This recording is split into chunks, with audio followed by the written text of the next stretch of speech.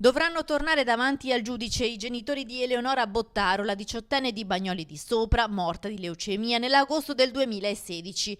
La coppia è accusata di omicidio colposo per non aver sottoposto la figlia, minorenne all'epoca dei fatti, alla chemioterapia. Un lungo iter giudiziario. I Bottaro hanno impugnato davanti alla Cassazione la sentenza della Corte d'Appello di Venezia che aveva ordinato il processo, anche se in primo grado di giudizio i genitori erano stati assolti contro la volontà del procuratore. Ora la decisione della Corte Suprema ha bocciato il ricorso della coppia che andrà a processo. Lino e Rita Bottaro, seguaci del metodo Hammer, secondo l'accusa, avrebbero manipolato la figlia che si sarebbe fidata di loro rifiutando la chemioterapia, convinta di poter guarire la leucemia con la medicina alternativa.